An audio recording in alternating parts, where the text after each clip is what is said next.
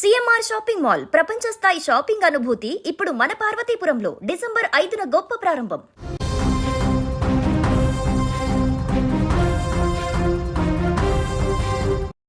అఖండ 2 చిత్రం చివరి నిమిషంలో వాయిదా పడడం టాలీవుడ్ లో సంచలనంగా మారిందని చెప్పుకోవచ్చు. డిసెంబర్ 5న విడుదల కావాల్సిన ఈ భారీ సీక్వెల్ కు ఆర్థిక లావాదేవీల వివాదమే ప్రధాన కారణంగా కూడా తేలింది. అఖండ 2 విడుదల ఆగిపోవడానికి ప్రధాన కారణం చిత్ర నిర్మాణ సంస్థ 14 డీల్స్ ప్లస్ మరియు బాలీవుడ్ నిర్మాణ సంస్థ ఈరోస్ నౌ మధ్య నెలకొన్న ఆర్థిక లావాదేవీల వివాదమే.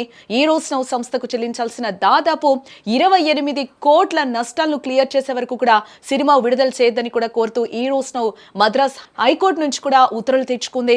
ఈ తాత్కాలిక నిషేధం కారణంగానే సినిమా రిలీజ్ పోస్ట్ పోన్ అవ్వడం కూడా జరిగింది. ఆర్థిక ఇబ్బందులతో నిర్మాతలు కంగు తినగా హీరో నందమూరి బాలకృష్ణ మరియు దర్శకుడు బోయపాటి శ్రీను మానవత్వంతో ముందుకు రావడం జరిగింది. బాలయ్యకు పెండింగ్ లో ఉన్న 7 కోట్లు, బోయపాటికి ఇవ్వాల్సిన 4 కోట్ల రెమ్యునరేషన్ ను ఈ ఇద్దరు దిగ్గజాలు వదులుకొని నిర్మాతలకు అండగా నిలబడడం జరిగింది.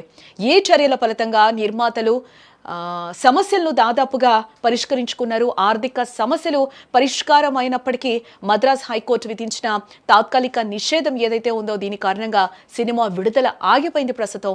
ఈ నేపథ్యంలో నిర్మాతలు నేడు మద్రాస్ హైకోర్టులో అప్పీల్కు వెళ్లనున్నట్లుగా కూడా తెలుస్తోంది.